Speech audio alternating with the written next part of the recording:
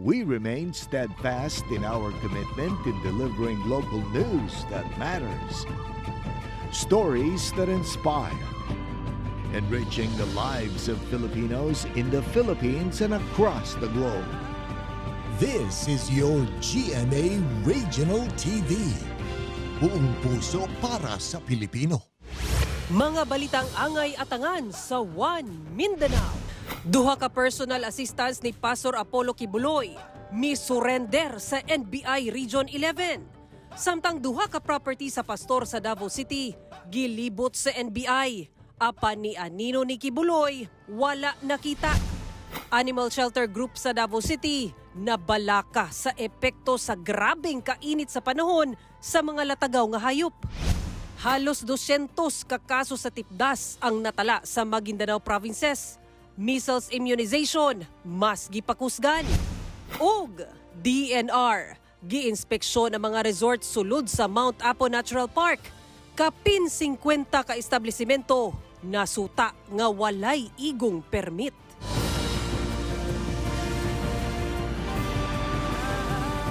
Ito ang GMA Regional TV, One Mindanao.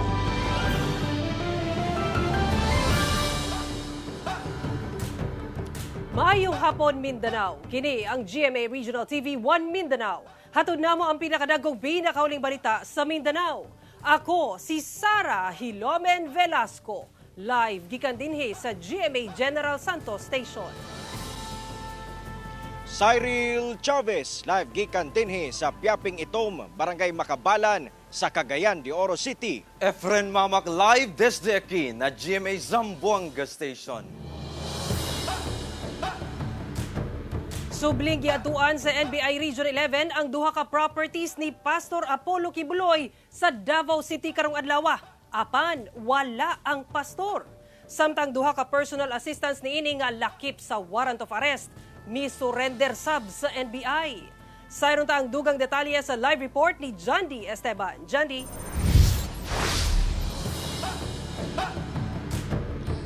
Yes, Sara, nakauban kita sa NBI 11 team. Dihang ilahang gilibot ang duha ka properties ni Pastor Apollo Kibuloy dinhi sa Davao City aron iserve ang warrant of arrest bato kaniya. Samtang ang misurrender nga duha ka personal assistant ni Kibuloy nakapiyansa na.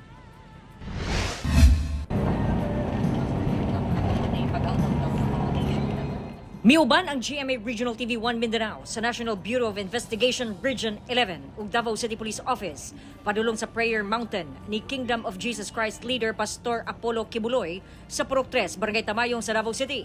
Kini aron iserve ang warrant of arrest bato kaniya Huwebes sa buntag. Kini mahitungod sa kasong child abuse ug sexual abuse. Nag-i-issue ni atong April 1 ni Regional Trial Court Branch 12 Presiding Judge Dante Bagyo. Banda alas 9 na sa buntag dihang nakaabot sa area. Hinuon, walay resistance nga nahitabo. Si Attorney Eunice Ambrosio ang miatubang sa NBI 11 sa pagpanguna ni Assistant Regional Director Jonathan Balite. Pero ito yung kopya nun. Although nandun sa isa, nareport kasi namin sa Maynila eh. Dalawa yun. Dinhi ilang gipakita ang warrant of arrest sa abogado ay gituyok sa otoridad ang lugar. Apan, wala si Kibuloy. Ila dayong giadtuan ang laing property sa pastor nga gitawag og Glory Mountain sa Purok 6 sa susamang barangay nga 6 ka kilometro ang gilayon. Gibabagan na dayon ang media nga makasulod. Sir, dali na taman media, sir, ha? Media.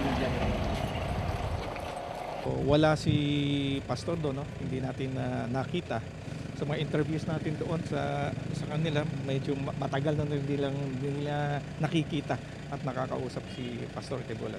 Samtang ginalusan ang pag-serve sa warrant of arrest, misurrender sa NBI ang laing duha pa ka personal assistant ni Kibuloy nga duna say warrant sa susamang kaso. Sila mao si Ingrid Canada ug Jacqueline Roy. Midumili na sa paghatag og pahayag ang duha. Dayon nilang giproseso ang piyansa sa RTC Branch 12 sa pagpanguna ni NBI 11 Regional Director Attorney Arcelito Albao. Daan ng misurrender gahapon sa hapon ang ilahang kaubanan nga sila Pauline Canada ug Sylvia Semanyes. Samtang giaresto si Kapitan sa Barangay Tamayong Crescente, Canada. Silang tanan pulos opisyales sa Kingdom of Jesus Christ. Right now, we're still negotiating kung pwede siyang mag-surrender. Within 10 days, no? Kasi the warrant of arrest has 10 days giving us to serve the warrant. While hindi pa siya nahuli, patuloy yung service of warrant of arrest to Pastor Kibuloy. Sara, sumala sa NBI 11 nga anaa sa 6 to 7 properties ni Pastor Apollo Kibuloy dinhi sa Davao City ang ilahang pag-atuan aron i-serve ang warrant of arrest. Gihatagan sila og 10 days sa korte gikan niadtong April 1 aron i-serve ang warrant of arrest. After 10 days ibalik nila ang warrant sa korte ug depende na sa korte kung magpagula sila og alias warrant. Sara.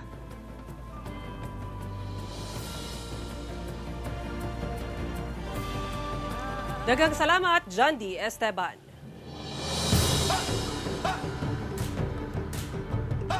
Duha ka tawo ang gituhuang patay human nga natabunan sa nikulaps nga tunnel samtang nag-treasure hunting.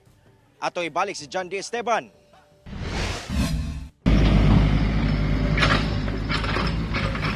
Padayon ang ikaupat nga adlaw sa search and retrieval operations sa Bureau of Fire Protection, CDRRMO, Kapulisan ug sa City Engineer's Office sa tunnel nga mikulaps niadtong Domingo sa Barangay Manay, Panabo City, Davao del Norte. Ang tunnel dunay gilawon nga gibara ang anaa sa 80 feet. Sumala sa investigasyon, duna matud pay nibuto una kini nahugno. Gikabalaka ang patay na ang duha ka lalaki human matabunan sa nahugno nga tunnel nga nailang sila Rodilo Campania, 36 anyos, taga Carmen, Davao del Norte, ug Henry Rabino, 50 anyos, taga General Santos City. Ang amo lang tang ipanawagan ba nga ilahon tang tutukan nga makuha tong pateng lawas dito sa ilalom. Bahalag unsay ilang makuha dito ang amo lang nga ang katong duha ka tawo mahabwa nila. Okay. Pila nagkaadlaw ang pagkaroon wala pa mi kakita sa pateng lawas. Sumala ni Panabo City Information Officer Michael Rosueño, nag-treasure hunting matod pa ang duha ka lalaki dihang nahugno ang tunnel.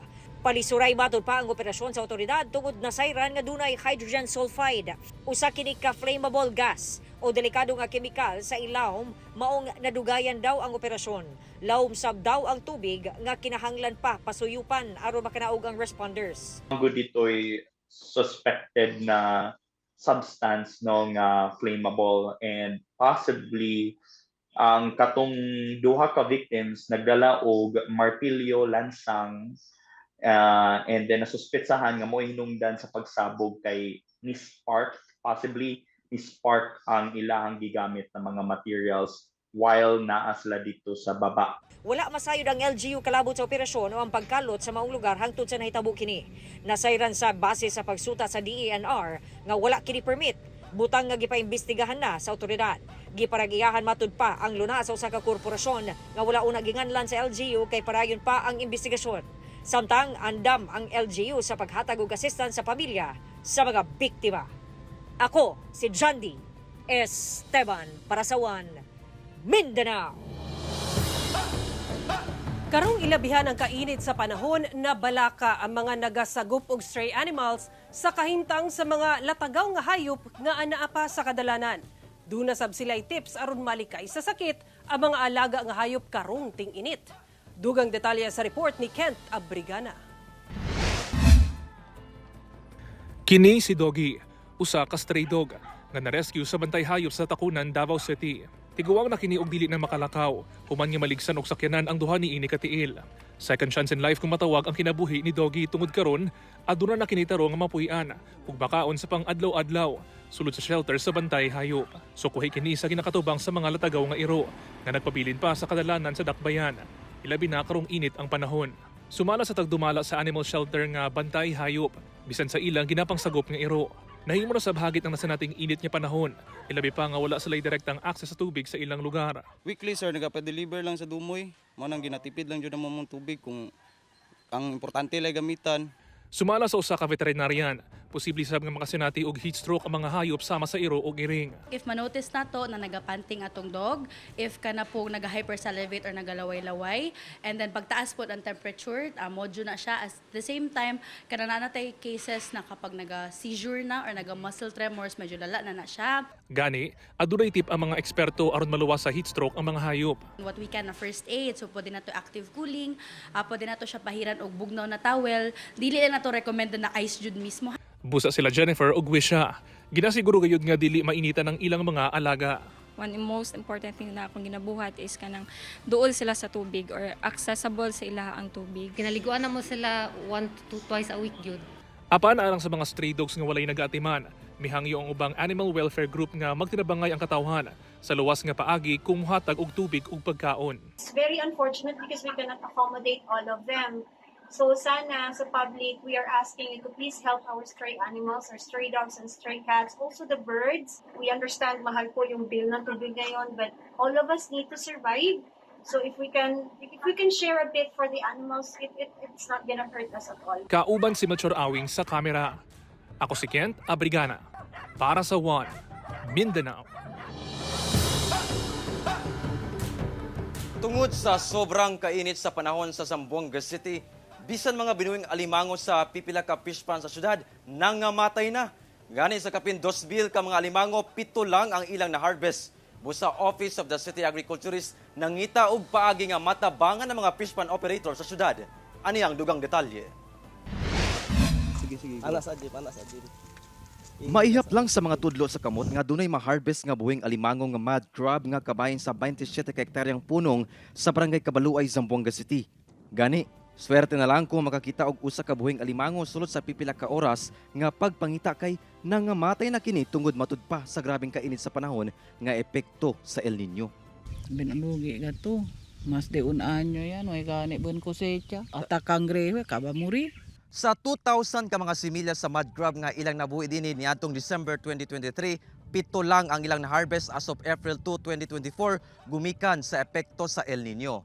Busa nang hinaos sila nga unta, matagad sila sa lokal nga kagamhanan. Niadtong December 2023, misulay sab og buhi ang mga fish pond operator og isdang bangus. Apan pakya sila nga mapadaghan kini kay nangamatay gihapon diyang i-harvest na unta niadtong April 1 tungod sa kainit sa panahon.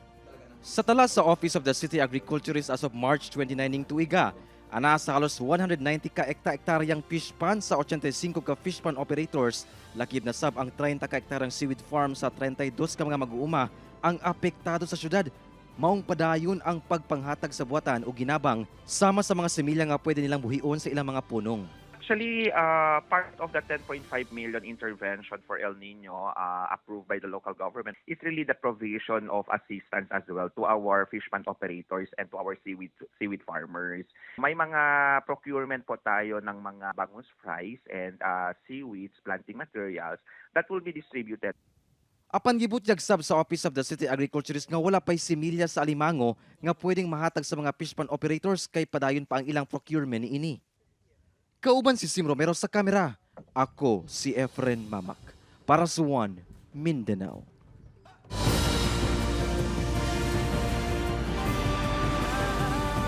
Ito ang GMA Regional TV, One Mindanao.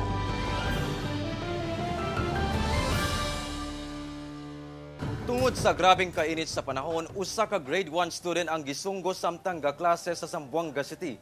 Samtang CDRRMO gilaraw nga ipatuman ang kanselasyon sa in-person classes hangtod matapos ang El Nino phenomenon sa syudad. Ano ang report ni Krisa Dapitan? Gipadayag sa usa ka grade 1 teacher pinaagi sa usa ka post sa social media ang nasinatian sa iyang estudyante kinsa gisunggo. Samtang gaklase tungod sa tumang kainit sa ilang classroom pasado alas 9 sa buntag adlong Miyerkules. Saysay ni Teacher Valerie, sa 43 niya ka mga magtutungha, katunga lang sa ihap niini ang musulod sa klase kay dili kakaya sa kaigang sulod sa classroom nga makaapekto sa pagtuon sa mga bata kay sagad kanila mapulan og paminaw kung igang.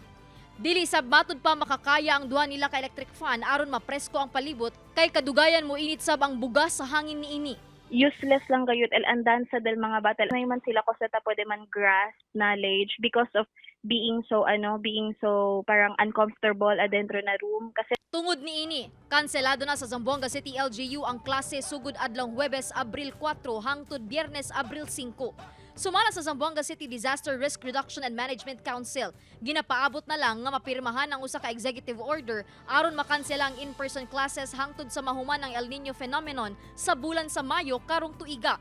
Lakip ang pagpatuman og flexible working schedule sa mga anaa sa vulnerable sector nga gatrabaho sa City Hall. In fact, I just drafted the executive order in application for the entire duration of a drought season. Once the mayor will sign it, he will publish it. This is really the suggestion del Task Force El Nino and our city health officer. Samtang sa Samal Island, gianunsyo sa lokal nga panggamhanan ang pagpatuman og half-day sa mga klase sa tanang pampubliko o pribadong tulungaan sa isla tungod sa nasinating init nga panahon o problema sa power supply sa isla. Ilawom sa Executive Order No. 21 Series of 2024 nga pirmado ni Igacos Mayor Al David Uy, gimando ang temporaryong pagpatuman sa half-day sa klase nga magsugod alas 7 sa buntag hangtod alas 12 sa udto. Ang maong kamanduan ipatuman sugod ugmang adlaw sa Abril 5 adlong Biyernes ug mulungtad hangtod Abril 30 niing kasamtangang tuig. Ilawom sa kamanduan, magpatuman una og modular learning distance o online class ang matagtulungaan aron dili maundang ang paghatag og edukasyon sa mga estudyante. Kauban si Jerwin Fernando sa kamera. Ako si Krisa Dapitan para sa One Mindanao.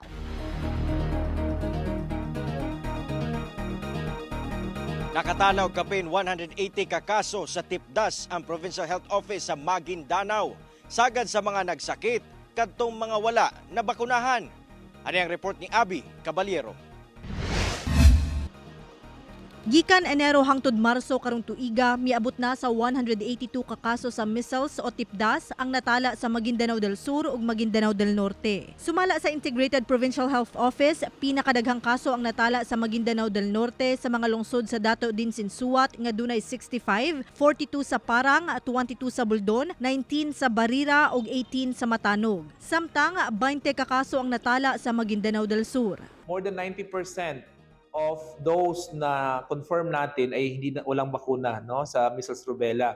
Busa mas gipakusgan karon sa IPHO ang ilang immunization program batok tipdas. Gikan niadtong April 1 hangtod April 10, target sa IPHO nga mabakunahan ang kapin 400,000 ka residente sa ilang probinsya. Matud pa, vaccine hesitancy ang usa sa nakitang problema sa IPHO. Busa tutukan nila ang house-to-house vaccination campaign. Nung napansin natin na lumalaki, talagang kinalambag natin yung ating surveillance, hype natin yung ating mga health facilities. Ako si Abby Caballero para sa One Mindanao. Gibisita sa mga tag-as nga opisyal sa DNR ang Mount Apo Natural Park sa Digo City sa Davao del Sur. Sa inisyal nga evaluation sa ahensya, kapin 90 ka mga establisimento ang natukod sulod sa maong park ug kapin 50 niini walay igong permit. Ani ang unang hugna sa RTV Presents ni Argil Relator. Mismong si DNR Secretary Maria Antonia Yulo Loizaga ang personal nga mibisita sa Barangay Kapatagan, Digo City ug Barangay Managa, Bansalan, Davao del Sur aron sutaon ang kahimtang sa Mount Apo Natural Park. Kinitungod sa report nga dunay mga istruktura nga nakatukod sa protected area. Well, as we have observed, there are areas that have already some settlements, and some developments are present. Sa inisyal nga datos sa DNR, dunay 96 ka establishmento nga nailang nahisakop sa multiple use zone. Tulo lang niini ang fully compliant o nakakompleto sa gikinahanglang clearance gikan sa Protected Area Management Board kun PAMBI, Environmental Compliance Certificate kun ECC, ug Special Use Agreement in Protected Areas kun SAPA. Unom ang dunay PAMBI clearance ug ECC, 34 ang dunalay PAMBI clearance ug 53 ang wala gayoy dokumento. Duha ka resorts nga nasayrang dunay PAMBI clearance ug ECC ang gibisita ni Secretary Loizaga, uban ni Presidential Assistant for Eastern Mindanao Secretary Leo Magno ug Senator Bato de la Rosa nga tubong Davao del Sur sab. Gisuta sab nila ang gitukod nga developments sa lugar. Sa kabahin sa usa sa mga resort, ginaproseso na nila ang pagkuha og SAPA aron makompleto ang ilang mga dokumento. Yes, we welcome talaga itong investigation sa Senado. I think it's due time para makita talaga ano ba talaga yung sitwasyon dito sa Mount Apo National Park. Hinoon, muhatag og panahon ang DNR aron makakomply sa mga kinahanglang requisitos ang mga establishmento nga walay igong dokumento. They will go through an evaluation process and they will be given possibly a period to address their compliance. Tuod man dunay balaod nga protekta alang sa kinaiyahan Apan ang dakong hagit karon sa DNR mao ang pagbalanse tali sa panginabuhian sa katawang nagsalig sa abunda sa kinaiyahan ug ang compliance sa balaod. Kana atong isgutan sa laing hugna niining RTV Presents. Kauban si Mature Awing sa kamera. Ako si Orgil Relator para sa One Mindanao. Patay ang usa ka barangay kagawad sa Pimbalkan, Mamasapano sa Maguindanao del Sur. Human gipaarakan sa wala pa mailhing mga suspetsado. Ano ang report ni Justoni Humamil? Sasak. Madungog pa ang buto-buto sa pusil diyang nagpahigayon og clearing operation ng otoridad. Human napatay ang barangay kagawad sa Pimbalkan sa Mamasapano, Maguindanao del Sur. Nailan ang biktima nga si Ansari Salim, 38 anyos, kinsa gipaarakan sa wala pa mailhing suspetsado sa sitio Dakumuya sa barangay Mamasapano sa Maong Lungsod, pasado alas 3 sa hapon adlong Sabado. Gani makita nga tadtad sa bala ang sakyanan sa biktima. Nadasok pa sa ubos nga bahin sa passenger seat ang biktima. Samtang-samtang sa pagpamusil ang kaubang pulis nga si Police Staff Sergeant Mansur Sianga nga mao'y nagmaneho sa sakyanan niadtong tungura. Sa investigasyon sa kapulisan, gikan matud pa sa barangay Tocan Lipaw ang mga biktima ug padulong unta sa barangay Mamasapano dihang gi-ambush. Human sa krimen, gitangag sa mga suspetsado ang gamit sa mga biktima sa sakyanan. Lakip ang PNP-issued firearm ni Police Staff Sergeant Sianga. 5 ka mga basyo sa bala ang na-recover sa crime scene. Ipailam sab sa ballistic examination ang sakyanan sa mga biktima. Padayon ng investigasyon sa krimen ug ang pag-ila sa mga responsable. Ginasuta pa sa otoridad ang motibo sa hitabo. Ako si Tony Humamil para sa One Mindanao. Hilaraw karon sa Zamboanga City Peace and Order Council ang pagbatuman sa monetary reward system aron maauhag ang katawan nga makig-alayon sa ilang buhatan batok krimen. Paagi kini sa buhatan nga madasig ang publiko sa pagtestigo batok sa mga sospek sa pagpamusil o pagpatay sa Zamboanga City. Dakong hagit matud pa sa kapulisan ang pagsulbad sa krimen kay mubalibad ang mga testigo sa pagluwat og mga pahayag o impormasyon sa pag-ila sa mga suspetsado tungod mahadlok.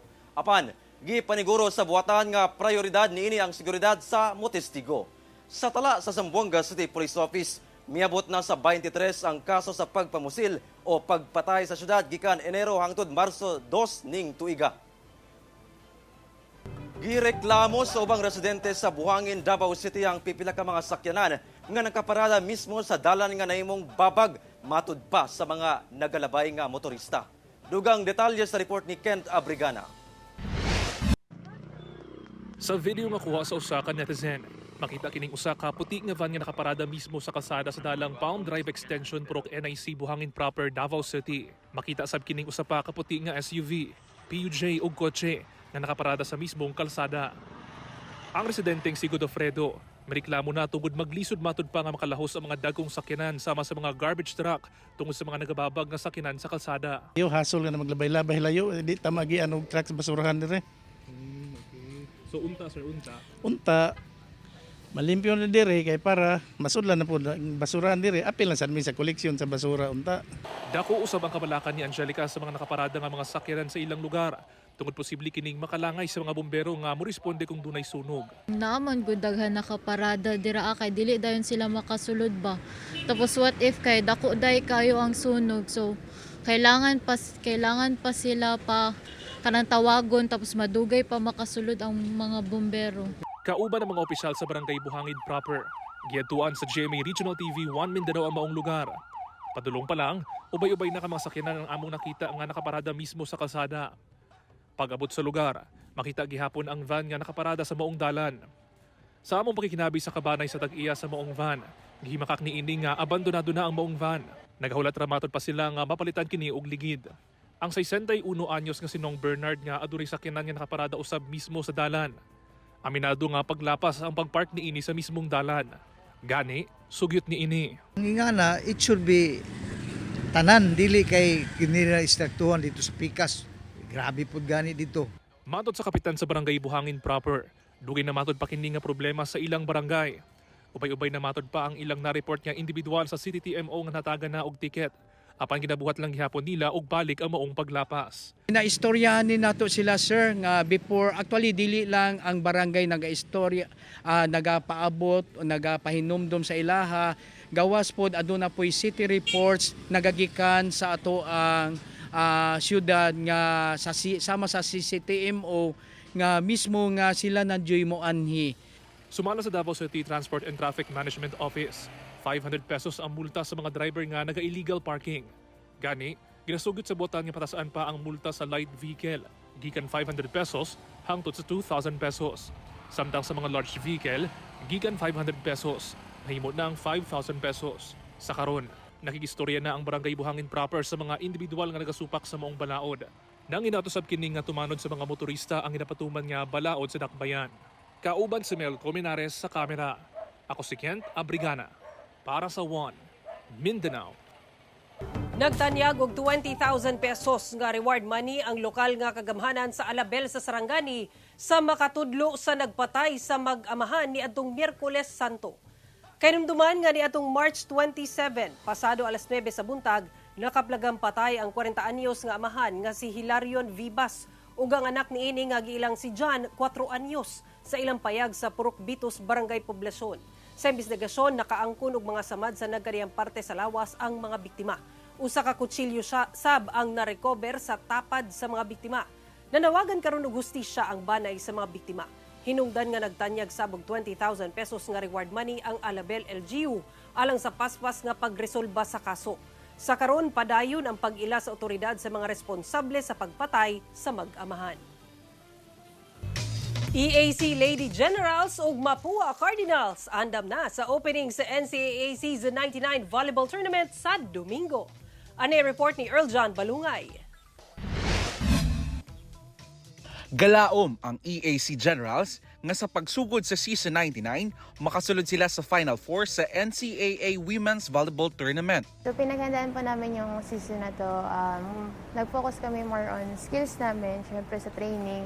Tapos nag-focus din kami on how to be consistent pagdating sa game. And lalo, paano ka magiging efficient. Yun yung pinakamahirap sa team, kahit sino. Yan ang lagi naming wino-workout kasi sa bagong mga bata, sa mga bagong players, siyempre yung system napakahirap kunin and we work out talaga sa system, sa efficiency ng system namin. Samtang, plano sab sa Mapua Cardinals nga mas mapalabuan pa ang ilang pwesto sa team standing ni adtong Season 98. Medyo may pressure sa amin kasi yun na nga, pumasok kami sa Final Four last season, so we aiming for higher place this year. Marami rin pong nawala sa amin from last season. 5 rin po yung seniors na nawala. Sobrang laking adjustment din po yung ginawa namin sa team. Since puro bata nga po yung team namin ngayon. So mas kailangan namin nag-double time sa effort namin para mas mapuna namin yung pagkukulang namin from last season. And syempre, Apan, bisan unsa pa man ang resulta sa dula, gipaniguro sa EAC Generals ug Mapua Lady Cardinals ang usa ka kulbahinam nga Season 99. Atangi ang NCAA Season 99 Indoor Volleyball Tournament karong Domingo, April 7 alas 12 sa udto, live sa GTV. Ako si Earl John Balungay para sa One Mindanao.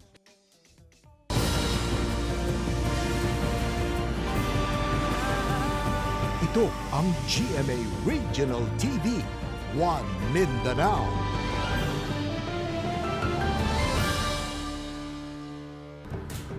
Usa ka lalaki sa Lagindigan, Misamis Oriental nakaplagang patay kilid sa dalan ug adunay samad pinusilan. Samtang laing lalaki sab sa Iligan City ang patay human nga gipusil gawas mismo sa ilang panimalay. Ani ang report. Wala na'y kinabuhi diyang naabtan sa mga residente sa Purok 1, Barangay Maoswagon, Lagindingan, Misamis Oriental. Kining usa ka lalaki pasado alas 5 sa kadlawon adtong Huwebes. Ang biktima nakahigda kilid sa dalan sa lugar, rason nga daling nanawag og tabang ngadto sa otoridad. Sa pagsuta sa kapulisan ug Soko, nakita nga aduna kini samad pinusilan sa iyang lawas, rason sa iyang kamatayon. Walay nakitang identifikasyon ang otoridad sa lawas sa biktima. Apan una kuno namatay ang biktima, nagpatabang pa kini sa usa ka barangay hall sa lugar kung asa giabisuhan siya nga moadto sa pulis para manawagan ug matabangan. But nagdumili kini siya o wala gani siya kay picturean nata siya, wala pud siya nagsugot O dito na lang no na nakita nato siya kaganina nga patay na. Murag ang description ni ini nakasuot kini siya og itong mga jacket, itom na short nga adunay puti nga stripe. Blanco pa ang kapulisan sa posibleng motibo sa krimen. Samtang dead on the spot sab ang usa ka 42 anyos nga lalaki sa Purok 4B, Barangay Tambakan, Iligan City. Human nga gipusil sa iyang ulo pasado alas 8 sa gabi adlawng Miyerkules. Base sa investigasyon sa kapulisan, pagawas kuno sa iyang balay ang biktima diyang gitawag sa wala mailing sospek dayon gipusil. Padayon ang investigasyon sa otoridad sa insidente. Tanawagan kita no sa katong mga tawo nga adunay information kabahin sa shooting incident nga nahitabo dito sa Iligan City to report no, to give information sa ato ang kapulisan para hingpit nga ato ang matagaan og hustisya ang maong pagkamatay sa maong biktima. Kauban si Makoy Sempron sa kamera. Ako si Cyril Chavez para sa One Mindanao. Critical karon sa ospital ang usa ka 65 anyos senior citizen sa Tagum City human gipusil sa riding in tandem criminals. Dugang detalye sa report ni Kent Abrigana. Nakalingkod sa salog ug nagkadugo na kining usa ka babaye sulod sa iyang balay sa Magdum, Tagum City kagahapon sa buntag. Makita usab sa video nga nagalihok pa kini ug daw nagapangayo og tabang. Ang biktima giilang si Elinda Humawid, 65 anyos, residente sa nasangpit nga lugar. Sa investigasyon sa kapulisan, nagabantay lang matud pa kini sa iyang apo sulod sa iyang balay. Pasado alas 11 sa buntag, dihang giduol sa riding in tandem criminal o gipusil. Itong tayo sa nara sa ng dapat rin suportahan sir, naglingkod, nagbantay mo sa siyang apo sir ba. Tapos nainisulod sir, katong mo na itong sir ang suspect nga, ibaril siya sir. Nakaiagong mo sa magpinusalan sa lawas ang biktima. Busa gilayon kining gidala sa Davao Regional Medical Hospital nga kritikal karon ang kahimtang ug nakatakdang ipalawom sa operasyon. Sir, for the investigation talaga sir, wala pag kidmin na sa pero ang gulo sir, personal grudge gidya pa na sir. Ako si Kent Abrigana para sa One Mindanao. Arestado ang usa ka 36 anyos nga lalaki sa General Santos City human matud pa gimolestya ang 17 anyos nga babaeng ig-agaw ni ini. Ani report ni Jess Tony Humamil. Napakgang sa banay ug mga siligan ang 36 anyos nga lalaki. Ang plano unta ni ining paglugos sa usa ka 17 anyos nga babae nga itago nato sa alias nga Erica sa Barangay Labangal sa General Santos City niadtong Martes pasado alas 7 sa gabi. Ang suspect ig-agaw sa biktima og silingan rasab. Sa investigasyon sa otoridad, kalit lang daw misulod ang suspect sa balay sa iyang igagaw ni adtong tungura. Allegedly, nag-atulagin niya sa balay. Then and there, gi-grab niya ang biktima o gi-force niya nga ipakuan ang iyang masailang parte sa iyang lawas. Nakahigayon sa pagbuhat sa iyang plano ang suspect, sanglit walay laing kauban ang biktima sa ilang balay ni adtong tungura. Hinoon nakapangayo kini og tabang. Misulay pa og ikyas ang suspect apan na corner kini sa mga silingan. Priso karon sa police station 2 ang suspect nga nangayo og dispensa sa nabuhat. Magiging ako ng patawad sir. Patong-patong nga kaso ang atubangon sa suspect ug posibleng madungagan pa kini kung ugaling magpositibo kini sa drug test. Definitely a case for rape by virtue of sa 7610 and sa child abuse kasi minor, considering minor ni ato and another case for acts of lasciviousness. Kauban si Bong Vicencio sa kamera. Ako si Jess Tony Humamil para sa One Mindanao. Sa mga motorista sa General Santos City, nagpahimangno ang Public Safety Office sa mga padulong sa sentro sa syudad ug mga kasikbit nga barangay nga mogamit na lang una og alternatibong ruta. Kainumduman nga una nang giablihan alang sa mga motorista ang underpass ug ang Mabuhay Bulaong Bridge niadtong Disyembre aron makunhuran ang problema sa bugat nga dagan sa trapiko. Apan may desisyon karon ang DPWH nga ilan ang ipadayon ang konstruksyon. Busa dili na una kini paagihan sa mga motorista alang nasab sa kaluwasan sa katawhan. Pwede matupanguagi sa mga alternate route sama sa Yumang Extension Bridge o di ba kaha magsayo og biyahe aron malikay sa heavy traffic.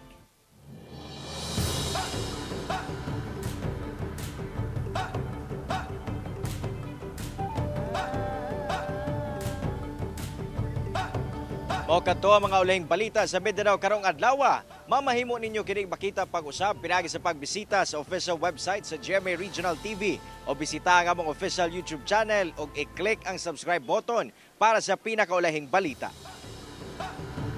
Muchísimas gracias sa mga kapuso sa Mindanao nga nagalantaw kanamo og sa mga kapuso abroad. Padayon lang sa pagtutok sa mga lokal nga balita matag adlaw tungod sa GMA Regional TV, Local News Matters. Kami ang GMA Regional TV 1 Mindanao. Tibok pwersa para sa mas dakong misyon ug mas halapad nga pagserbisyo sa nasod.